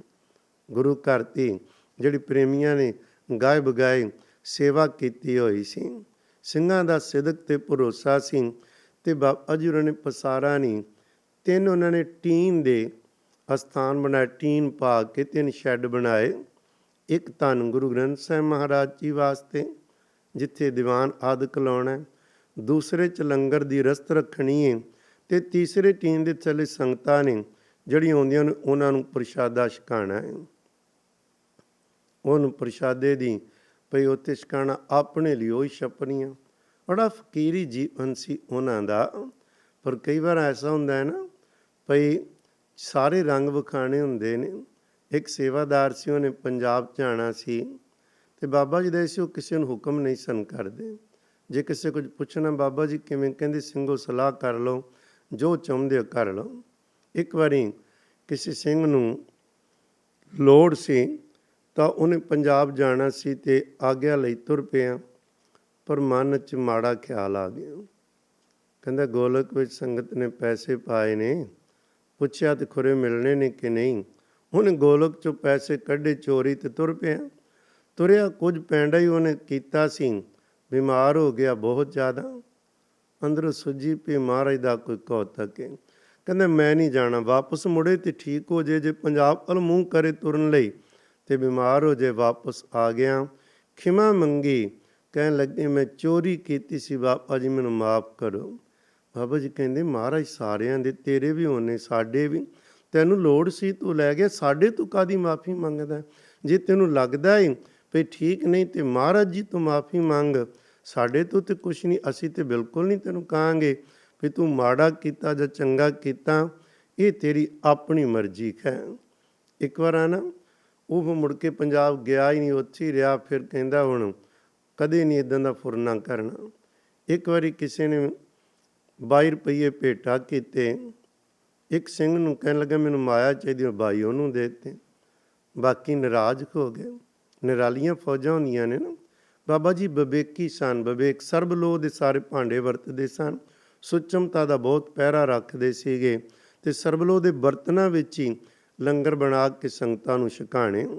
ਬਾਅਦ ਵਿੱਚ ਤਾਂ ਚੇਚੀਆਂ ਸੰਗਤਾਂ ਪਹੁੰਚਦੀਆਂ ਸਨ ਵੀ ਬਾਬਾ ਮਿੱਤ ਸਿੰਘ ਜੀ ਦੇ ਜਾਲੀਏ, ਉੱਥੇ ਲੰਗਰ 'ਚੋਂ ਬਾਜਰੇ ਦੇ ਪ੍ਰਸ਼ਾਦੇ ਤੇ ਦਾਲਾਂ ਜਿਹੜਾ ਸਵਾਦ ਲੱਗਦਾ, ਉਹ ਸਵਾਦ ਕਿਧਰੋਂ ਹੋਰ ਆਉਂਦਾ ਹੀ ਨਹੀਂ। ਭਾਵੇਂ ਉਹ ਰੁੱਖੀ ਸੁੱਖੀ ਹੁੰਦੀ ਸੀ, ਕਿਉਂਕਿ ਮਾਤਾ ਸਾਹਿਬ ਕੌਰ ਜੀ ਦੀ ਕਿਰਪਾ ਤੇ ਦੂਸਰਾ ਭਜਨ ਬੰਦਗੀ ਵਾਲਿਆਂ ਦੀ ਨੀਅਤ ਹੈ, ਉਹਦੇ 'ਚ ਰਸ ਚੋ ਕੇ ਪੈਂਦਾ ਸੀ। ਹੋਇਆ ਕਿ ਬਾਕੀ ਸਿੰਘਾਂ ਨਾਲ ਨਾਰਾਜ਼ ਸਨ ਅੰਦਰੋਂ ਵੀ ਇੱਕ ਨੂੰ ਚੁੱਕ ਕੇ ਸਾਰੇ ਪੈਸੇ ਦੇ ਦਿੱਤੇ। ਮਹਾਰਾਜ ਦੀ ਖੇਡ ਵਰਤੀ, 1100 ਰੁਪਈਆ ਆਇਆ। ਹੁਣ ਦਾ ਤੇ ਉਹਦਾ ਵੇਖ ਲਓ ਨਾ, ਇਹ ਉਦੋਂ ਦੀ ਬਾਤ ਕਰਦੇ ਪਏ ਆ ਜਦੋਂ ਕਿ ਸਸਤੇ ਭਾਅ ਸਨ। ਹੋਇਆ ਕਿ 1100 ਰੁਪਈਆ ਆਇਆ ਤੇ ਸਾਰੇ ਸਿੰਘਾਂ ਨੂੰ ਬੁਲਾ ਲਿਆ, ਕੱਲੇ ਕੱਲੇ ਨੂੰ 22 ਰੁਪਈਏ ਦਿੱਤੇ। ਕਹਿਣ ਲੱਗੇ ਭਾਈ ਜਿੰਨੇ ਨਾਰਾਜ਼ ਸੀ ਨਾ ਤੁਸੀਂ ਸਾਰੇ, ਇੱਕ ਨੂੰ ਦਿੱਤਾ, ਚਾਹੁੰਦੇ ਹਾਂ ਸਾਰਿਆਂ ਨੂੰ 22 ਦੇ ਦਈਏ ਤਾਂ ਕਿ ਕੋਈ ਨਾਰਾਜ਼ ਨਾ ਹੋਵੇ। ਫਿਰ ਸੋਝੀ ਪਈ ਇਹ ਕੀ ਅਸੀਂ ਕਰ ਬੈਠੇ। ਸਾਰਿਆਂ ਨੇ ਵਾਪਸ ਸੇਵਾ ਵਿੱਚ ਪਾ ਦਿੱਤੇ। ਨਾਰਾਜ਼ ਨਹੀਂ ਸਨ ਹੁੰਦੇ, ਸਿੱਖਿਆ ਦਾ ਦੇਣ ਦਾ ਢੰਗ ਸੀ। ਇੱਕ ਵਾਰੀ ਸੁਣਿਆ ਆਇਆ ਵੀ ਸੱਚਖੰਡ 500 ਰੁਪਈਆ ਕਿਸੇ ਨੇ ਸੇਵਾ ਵਿੱਚ ਪਾਇਆ, ਮਨੀ ਆਰਡਰ ਆਇਆ ਏ, ਆ ਕੇ ਲੈ ਜਾਓ। ਬਾਬਾ ਜੀ ਕੋਲ ਸਿੰਘ ਖੜਾ ਸੀ, ਕਹਿਣ ਲੱਗੇ ਭਾਈ ਮਨੀ ਆਰਡਰ ਆਇਆ ਏ, ਉੱਥੋਂ ਲਿਆਉਣਾ ਏ, ਕੋਈ ਸਿੰਘ ਹੋਵੇ ਤੇ ਲੈ ਆਵੇ। ਉਹ ਕਹਿਣ ਲੱਗੇ ਹਾਂਜੀ ਚਾਹੀਦਾ। ਤੁਰਿਆ ਨਹੀਂ, ਬਾਬਾ ਜੀ ਆਪ ਹੀ ਤੁਰ ਪਏ। 5 ਮੀਲ ਤੁਰ ਕੇ ਜਾਣਾ, 5 ਮੀਲ ਵਾਪਸ ਆਉਣਾ। ਕਹਿਣਾ ਨਹੀਂ ਕਿਸੇ ਨੂੰ ਵੀ ਤੁਸੀਂ ਕਰੋ, ਖੁਦ ਆਪ ਕਰਨਾ, ਇਹ ਨਿਸ਼ਾਨੀ ਹੁੰਦੀ ਹੈ ਉਹਨਾਂ ਬਖਸ਼ਿਆਂ ਦੀ। ਮੇਰੇ ਵਰਗੇ ਨੂੰ ਤੇ ਕਹਿਣ ਦੀ ਆਦਤ ਇਹਨੂੰ ਕਹਿੰਦੇ ਨਹੀਂ, ਉਹ ਕਰਦੇ ਨਹੀਂ ਆਪ। ਇੱਕ ਵਾਰ ਉਹ ਬਾਬਾ ਜੀ ਦੇ ਕੋਲ ਕੋਈ ਬਸਤਰ ਤੇ ਖੁੰਦੇ ਨਹੀਂ ਸੀ, ਜਿਹੜਾ ਕੋਣਾ ਵੰਡ ਛੱਡਣਾ। 2 ਸਨ, ਇੱਕ ਚਾਦਰ ਸੀ, ਇੱਕ ਲੋਈ ਸੀ। ਇੱਕ ਬੰਦਾ ਆਇਆ, ਠੰਡ ਦੇ ਦਿਨ ਸਨ, ਤੇ ਉਹ ਕਹਿਣ ਲੱਗੇ ਜੀ ਮੈਨੂੰ ਕੱਪੜਾ ਚਾਹੀਦਾ। ਕਹਿਣ ਲੱਗੇ ਭਾਈ ਇਹ 2 ਚੀਜ਼ਾਂ ਮੇਰੇ ਕੋਲ ਉੱਤੇ ਮੈਂ ਲੈਣਾ, ਜਿਹੜੀ ਮਰਜ਼ੀ ਤੂੰ ਲੈ ਲੈ। ਉਹਨੇ ਲੋਈ ਲੈ ਲਈ। ਉਹ ਗਿਆ ਸੀ, ਘੋਰ ਆ ਗਿਆ, ਜਿਵੇਂ ਲੋੜਵੰਦ ਆ, ਚਾਦਰ ਉਹਨੂੰ ਦੇ ਦਿੱਤੀ। ਕਿੰਨੇ ਹੀ ਦਿਨ ਠੰਡ ਦੇ ਬਗੈਰ ਚਾਦਰ ਲੋਈ ਤੋਂ ਕੱਟ ਦਿੱਤੇ। ਫਿਰ ਜਦੋਂ ਕੱਟੇ, ਮਹਾਰਾਜ ਜੀ ਦਾ ਕੌਤਕ ਹੁੰਦਾ, ਸਿਦਕ ਪਰਖਦੇ ਨੇ। ਅਜੇ 5-7 ਦਿਨ ਲੰਘੇ ਸਨ ਤੇ ਅੱਗੋਂ ਕੋਈ ਪ੍ਰੇਮੀ ਆਇਆ ਤੇ 101 ਕੰਬਲ ਲੈ ਕੇ ਆਇਆ। ਮਹਾਰਾਜ ਦੇ ਘੜੀ ਮੁੜੀ ਜਦੋਂ ਕਿਸ ਰਸਤੇ ਤੇ ਤੁਰਦਾ ਏ ਤੇ ਉਹਦੇ ਨਾਲ ਚੋਜ ਹੁੰਦੇ ਨੇ, ਸਿਦਕ ਵੇਖਣਾ ਤੇ ਦਾਤਾਂ ਦੇਣੀਆਂ। ਉਹ ਚਾਹਣ ਤੇ ਜੋ ਮਰਜ਼ੀ ਪ੍ਰੇਰ ਲੈਣ। ਸਾਹਿਬ ਦਾ ਹੁਕਮ ਹੈ ਨਾ, ਜਿਸ ਕੇ ਜੀਤ ਨਹੀਂ ਫੇਰੇ ਆਪੇ ਭਇਆ ਸਹਾਈ। ਉਹ ਆਪ ਹੀ ਪ੍ਰੇਰਨਾ ਕਰਦਾ ਸਭਨਾਂ ਨੂੰ। ਤੇ ਪਿਆਰਿਓ, ਜਦੋਂ ਬਾਬਾ ਅਮਿਤ ਸਿੰਘ ਸਾਹਿਬ ਜੀ ਜਿਉਂ-ਜਿਉਂ ਇੱਥੇ ਸਾਲ ਇਹਨਾਂ ਦੇ ਲੰਘ ਰਹੇ ਸੀ ਨਾ, ਮਹਿਮਾ ਪੰਜਾਬ ਤੱਕ ਪਹੁੰਚੀ ਸੀ, ਸਾਰੀਆਂ ਸਟੇਟਾਂ ਵਿੱਚ ਭਈ ਕੋਈ ਬਹੁਤ ਕਮਾਈ ਵਾਲਾ ਸਤਿਪੁਰਖ ਆ ਗਿਆ। ਤੇ ਮਾਤਾ ਸਾਹਿਬ ਕੌਰ ਨਾਲ ਕੋਈ ਪਿਆਰ ਕਰਦਾ ਹੀ। ਉਚੇਚਾ ਜਾਣਾ ਨਹੀਂ ਸੀ ਜਾਣਾ। ਬੜੇ ਵੱਡੇ ਜਿਹੜੇ ਬਾਅਦ 'ਚ ਮਹਾਂਪੁਰਖ ਬਣੇ ਨੇ, ਉਹ ਵੀ ਉੱਥੇ ਜਾ ਕੇ ਬਾਬਾ ਜੀ ਕੋਲ ਰਹਿ ਕੇ ਅਭਿਆਸ ਕਰਦੇ ਰਹੇ ਨੇ। ਗੁਰੂ ਕੇ ਪਿਆਰਿਓ, ਪੜ੍ਹਦੇ ਸੁਣਦੇ ਹਾਂ ਪੀਰੇ ਉਸੇ ਵਾਲੇ ਗੁਰਬਚਨ ਸਿੰਘ ਜੀ ਖੁਰੀ, ਹੋਰ ਅਨੇਕਾਂ ਮਹਾਂਪੁਰਸ਼ ਅਭਿਆਸ ਕਰਨ ਲਈ ਉੱਥੇ ਉਚੇਚਾ ਜਾ ਕੇ ਠਹਿਰਿਆ ਕਰਦੇ ਸਨ। ਇੱਕ ਵਾਰੀ ਕੀ ਹੋਇਆ, ਇਹਨੇ ਇੱਕ ਜਿਉਣ ਸਿੰਘ ਸੀ ਨਾ, ਸੱਚਖੰਡ ਖਜੂਰ ਸਾਹਿਬ ਦੀ ਗੱਲ ਹੈ। ਪਰਿਕਰਮਾ 'ਚ ਇੱਕ ਮੁਸਲਮਾਨ ਵੀਰ, ਉਹਨੇ ਪਰਿਕਰਮਾ 'ਚ ਬੀੜੀ ਪੀ ਰਿਹਾ ਹੈ। ਉਹਨੇ ਜਿਉਣ ਸਿੰਘ ਕਹਿੰਦਾ ਲਿਖਿਆ ਨਾ ਵੀ ਇੱਥੇ ਬੀੜੀ ਨਹੀਂ ਪੀ ਸਕਦੇ, ਪਰਿਕਰਮਾ ਨੇ, ਮਹਾਰਾਜ ਦਾ ਘਰ ਏ। ਕਹਿਣ ਲੱਗਾ ਤੂੰ ਕੌਣ ਨਾ ਮੈਨੂੰ ਰੋਕਣ ਵਾਲਾ। ਸਿੰਘ ਜੀ ਨੇ 2-3 ਵਾਰੀ ਰੋਕਿਆ, ਰੁਕਿਆ ਨਹੀਂ। ਸਿੰਘ ਜੀ ਨੇ ਫਿਰ ਝਟਕਾ ਦਿੱਤਾ, ਰੌਲਾ ਪੈ ਗਿਆ। ਖਬਰ ਗਈ ਸਰਕਾਰੀ ਦਰਬਾਰੇ, ਉਹ ਆਏ, ਪਰ ਇਹ ਭਾਈ ਜੌਨ ਸਿੰਘ ਜੀ ਬੁੰਗੇ ਚੜ੍ਹ ਕੇ ਬਹਿ ਗਏ। 1-2 ਸਿਪਾਹੀ ਉਹਨਾਂ ਕੋਲੋਂ ਲੈ ਗਏ ਖੋਹ ਕੇ ਜੋ ਅਸਲਾ ਸੀ। ਹੁਣ ਕਹਿਣ ਵੀ ਸਰਕਾਰ ਕਹਿੰਦੀ ਵੀ ਧਾਰਮਿਕ ਮਸਲਾ, ਰੌਲਾ ਬਹੁਤ ਪੈ ਜਾਣਾ। ਉਹਨੂੰ ਕਹਿਣ ਬੁੰਗੇ 'ਚੋਂ ਬਾਹਰ ਆਉਂਦਾ ਨਹੀਂ। ਇੱਕ ਅਫਸਰ ਦੀ ਡਿਊਟੀ ਲਾਈ ਵੀ ਜਾ ਤੂੰ ਸਮਝੌਤਾ ਕਰਾ ਆ। ਉਹ ਗਿਆ। ਉਹ ਕਹਿੰਦਾ ਜੌਨ ਸਿੰਘ ਤੂੰ ਕਿਸੇ ਦੀ ਗੱਲ ਮੰਨੇਗਾ ਵੀ? ਤੂੰ ਦੱਸ। ਕਿਸੇ ਦੀ ਨਹੀਂ ਮੰਨਣੀ। ਕਿਸੇ ਨੇ ਕਿਹਾ ਇੱਕੋ ਬਾਬਾ ਅਮਿਤ ਸਿੰਘ ਦੀ ਗੱਲ ਮੰਨੇਗਾ। ਕਹਿਣ ਲੱਗੇ ਬਾਬਾ ਅਮਿਤ ਸਿੰਘ ਜੀ ਕੋਲ ਗਏ। ਉਹ ਆਏ, ਉਹਨਾਂ ਨੇ ਆ ਕੇ ਪੁੱਛਿਆ, ਉਹਨਾਂ ਦੱਸੀ ਆਹ ਕਹਾਣੀ ਸੀ। ਕਹਿੰਦੇ ਉਹਨਾਂ ਦਾ ਬੰਦਾ ਮਰ ਗਿਆ, ਉੱਧਰ ਹੁਣ ਰੌਲਾ ਰੱਪਾ, ਫਿਰ ਕੀ ਹੁਕਮ ਹੈ? ਕਹਿੰਦੇ ਬਾਬਾ ਅਮਿਤ ਸਿੰਘ ਜੀ ਜੋ ਤੁਸੀਂ ਕਹਿ ਦਿਓਗੇ ਪ੍ਰਵਾਨ ਹੈ। ਹੁਣ ਸਰਕਾਰ ਨੂੰ ਕਹਿ ਦੇਖੋ ਗਲਤੀ ਇਹਨਾਂ ਦੀ ਸੀ, ਇਹਦੀ ਗਲਤੀ ਕੋਈ ਨਹੀਂ, ਪਰ ਇੱਥੇ ਨਹੀਂ ਰਹੇਗਾ। ਉਹਨੂੰ ਪੰਜਾਬ ਤੋਰ ਦਿੱਤਾ। ਉਹਦੇ ਨਾਲ ਇਲਾਕੇ 'ਚ ਹੋਰ ਮਾਣ ਇੱਜ਼ਤ ਬਾਬਾ ਅਮਿਤ ਸਿੰਘ ਜੀ ਦਾ ਵੀ ਬਣਿਆ। ਅਤੇ ਕਈ ਵਾਰ ਤੁਹਾਨੂੰ ਪਤਾ ਧੱਕਾ ਵੀ ਕਰਦੇ ਮਰੱਟਿਆਂ ਨੇ। ਉਹ ਜ਼ਮੀਨ ਜਿਹੜੀ ਖਰੀਦੀ ਉਹਦੇ 'ਤੇ ਕਬਜ਼ਾ ਨਹੀਂ ਛੱਡਣਾ। ਤਹਿਸੀਲਦਾਰ ਨੂੰ ਪੈਸੇ ਦੇ ਕੇ ਉਹ ਕਾਗਜ਼ਾਂ 'ਚ ਉਹਨਾਂ ਦੇ ਨਾਂ ਲਵਾ ਦਿੱਤੀ। ਆਏ ਬੰਦੇ ਇਕੱਲੇ ਉਹਨਾਂ ਨਿਸ਼ਾਨੀਆਂ ਲਾਉਣ ਆ ਕੇ ਭਈ ਆਹ ਜ਼ਮੀਨ ਹੈ ਫਲਾਣੇ ਮਰੱਟੇ ਸਿੰਘ ਕਹਿੰਦੇ ਜ਼ਮੀਨ ਨੂੰ ਹੱਥ ਨਾ ਲਾਇਓ। ਇਕੱਠੇ ਹੋ ਕੇ ਆ ਗਏ ਬੜੇ। ਸਿੰਘਾਂ ਨੇ ਵੀ ਤਿਆਰੀ ਕਰ ਲਈ। ਜਦੋਂ ਸਿੰਘਾਂ ਨੂੰ ਵੇਖਿਆ ਤੇ ਫਿਰ ਭੱਜ ਪੁੱਜ ਗਏ। ਕਈ ਵਾਰ ਇਸ ਤਰ੍ਹਾਂ ਹੋਣਾ, ਕਈ ਵਾਰੀ ਖਮਲੇ ਖੋਏ। ਤਾਂ ਗੱਲ ਕੀ, ਬਾਬਾ ਅਮਿਤ ਸਿੰਘ ਜੀ ਦੇ ਜੀਵਨ ਨਾਲ ਮਾਤਾ ਸਾਹਿਬ ਕੌਰ ਜੀ ਦੇ ਅਸਥਾਨ ਦੀ ਵੀ ਮਹਿਮਾ ਬਹੁਤ ਵਧੀ। ਭਜਨ ਬੰਦਗੀ ਵਾਲਿਆਂ ਨੂੰ ਟਿਕਾਣਾ ਮਿਲਿਆ। ਫਕੀਰੀ ਜੀਵਨ ਸੀ। 1942 ਵਿੱਚ ਕਰਾ ਬਿਮਾਰ ਹੋ ਗਏ। ਸਿੰਘਾਂ ਨੂੰ ਕਹਿ ਦਿੱਤਾ ਵੀ ਆਪਣੀ ਤਿਆਰੀ। ਉਚੇਚਾ ਇੱਕ ਦਿਨ ਪ੍ਰਸ਼ਾਦ ਤਿਆਰ ਕੀਤਾ, ਲੰਗਰ ਤਿਆਰ ਕੀਤੇ, ਖੁਸ਼ੀ ਨਾਲ ਛਕਾਇਆ, ਬੜਾ ਚਾਅ ਉਤਸ਼ਾਹ। ਕਹਿਣ ਲੱਗੇ ਬਿਮਾਰ ਸਿੰਘ ਕਹਿੰਦੇ ਤੁਹਾਨੂੰ ਖਜੂਰ ਸਾਹਿਬ ਲੈ ਚਲੀਏ। ਜਾਣ ਨਾ, ਮਨਾ ਲਿਆ ਉਹਨਾਂ ਨੇ। ਦਵਾ ਦਾਰੂ ਦੀ ਕਹਿੰਦੇ ਲੋੜ ਨਹੀਂ, ਪਰਮੇਸ਼ਰ ਨੇ ਆਪੇ ਜੇ ਰਾਜੀ ਕਰਨਾ ਹੈ। ਅਤੇ ਜੇ ਉਹਨਾਂ ਦਾ ਹੁਕਮ ਆ ਗਿਆ ਤਾਂ ਅਸੀਂ ਤਿਆਰੀ ਹਾਂ। ਜਦੋਂ ਹਜ਼ੂਰ ਸਾਹਿਬ ਉਹਨਾਂ ਨੂੰ ਲੈ ਗਏ, ਸਾਰੀ ਸੰਗਤ ਨੇ ਅਰਦਾਸ ਕੀਤੀ, ਪਾਠ ਕੀਤੇ, ਉਹ ਠੀਕ ਹੋ ਗਏ। ਪਰ ਬਾਬਾ ਜੀ ਕਹਿਣ ਲੱਗੇ ਸਿੰਘੋ ਚੰਗਾ ਨਹੀਂ ਜੇ ਕੀਤਾ। ਬੁੱਢਾ ਦਲ ਦੇ ਬਾਬਾ ਸਾਹਿਬ ਸਿੰਘ ਜੀ ਸਾਨੂੰ ਨਾਲ ਪਿਆਰ ਸੀ। ਉਹਨਾਂ ਨਾਲ ਮੈਂ ਵਾਅਦਾ ਕੀਤਾ ਸੀ ਬੱਚਿਆਂ ਨੂੰ ਵੀ ਇਕੱਠੇ ਚੱਲਾਂਗੇ। ਉਹ ਚਲੇ ਗਏ ਸਨ ਉਹਨਾਂ ਦਿਨਾਂ ਵਿੱਚ। ਤੁਸੀਂ ਮੈਨੂੰ ਰੱਖ ਲਿਆ ਹੈ, ਵਾਅਦਾ ਪੂਰਾ ਨਹੀਂ ਕਰਨ ਦਿੱਤਾ। ਚੰਗਾ ਤੁਹਾਡੀ ਮਰਜ਼ੀ। ਨਾਰਾਜ਼ ਹੋਏ ਸਨ। 1944 ਵਿੱਚ ਕੀ ਕੀਤਾ, ਦੀਵਾਲੀ ਦਾ ਦਿਨ ਸੀ ਅਤੇ ਦੀਵਾਲੀ ਨੂੰ ਸੱਚਖੰਡ ਖਜੂਰ ਸਾਹਿਬ ਬਹੁਤ ਭਾਰੀ ਜੋੜ ਮੇਲਾ ਹੁੰਦਾ। ਸਾਰੀ ਸੰਗਤ ਦਾ ਚਾਅ ਹੁੰਦਾ ਵੀ ਉੱਥੇ ਜਾ ਕੇ ਨਗਰ ਕੀਰਤਨ ਵੇਖੀਏ, ਸਾਰਾ ਜੋ ਬਾਕੀ ਸਮਾਗਮ। ਸਾਰਿਆਂ ਨੂੰ ਭੇਜਤਾ ਸਿੰਘੋ ਸਾਰੇ ਜਾਓ ਤੁਸੀਂ। ਸਾਰਿਆਂ ਨੂੰ ਭੇਜ ਕੇ 1-2 ਸਿੰਘ ਸੇਵਾ ਵਿੱਚ ਰਹਿ ਗਏ, ਚਲੇ ਗਏ।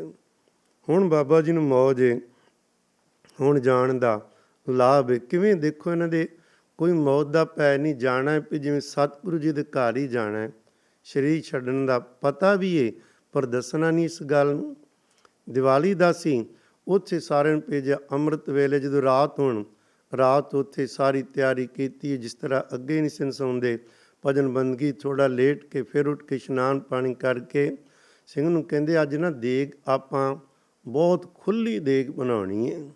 7 ਬਚਨ ਪ੍ਰਕਾਸ਼ ਆਪ ਕਰਕੇ ਆਏ, ਅਰਦਾਸ ਕਰਕੇ ਆ ਕੇ ਕਹਿੰਦੇ ਦੇਗ ਬਣਾ ਦੇ ਜਰਾ ਖੁੱਲ੍ਹੀ, ਜਦੋਂ ਬਣ ਗਈ ਫਿਰ ਮੈਨੂੰ ਦੱਸਣਾ। ਉਹ ਕਹਿਣ ਲੱਗਾ ਅੱਜ ਤੇ ਸੰਗਤ ਹੀ ਕੋਈ ਨਹੀਂ, ਅੱਜ ਤੇ ਦੇਗ ਥੋੜ੍ਹੀ, ਤੇ ਅੱਜ ਤੁਸੀਂ ਕਿੰਨੀ ਕਹਿ ਰਹੇ ਹੋ, ਵੱਧ ਬਣਾਉਣੀ ਹੈ। ਕਹਿੰਦੇ ਬਚਨ ਮੰਨੀਦਾ। ਉਹਨੇ ਦੇਗ ਬਣਾਈ, ਬਣਾ ਕੇ ਜਦੋਂ ਦੱਸਣ ਆਇਆ ਤੇ ਬਾਬਾ ਜੀ ਹੋਰੀ ਉੱਥੇ ਚਾਦਰ ਲੈ ਕੇ ਲੇਟੇ, ਵੇਖਿਆ ਤੇ ਸਵਾਸ ਹੀ ਹੈ ਨਹੀਂ। ਸੰਗਤ ਨੂੰ ਤੋਰ ਕੇ ਬੜੇ ਆਨੰਦ ਨਾਲ ਜਦੋਂ ਖਬਰ ਮਿਲੀ ਤੇ ਸਾਰੇ ਬੜੇ ਹੈਰਾਨ। ਇੰਨੀ ਮਹਿਮਾ ਸੀ ਉਸ ਅਸਥਾਨ ਦੀ। ਤੇ ਬਾਬਾ ਅਮਿਤ ਸਿੰਘ ਸਾਹਿਬ ਜੀ ਦੀ ਫਕੀਰੀ ਜੀਵਨ ਸੀ। ਬਾਬਾ ਅਮਿਤ ਸਿੰਘ ਸਾਹਿਬ ਜੀ ਦਾ ਬਾਣਾ ਨਿਹੰਗ ਸਿੰਘਾਂ ਵਾਲਾ ਜੀਵਨ, ਫਕੀਰਾਂ ਵਾਲਾ, ਸੇਵਾ ਕਰਦੇ ਨੇ ਸੇਵਾਦਾਰ ਬਣ ਕੇ ਅੰਤਾਂ ਦੀਆਂ ਮੁਸ਼ਕਲਾਂ ਵਿੱਚੋਂ ਲੰਘ ਕੇ ਇਸ ਅਸਥਾਨ ਨੂੰ ਆਬਾਦ ਕੀਤਾ ਸੀ।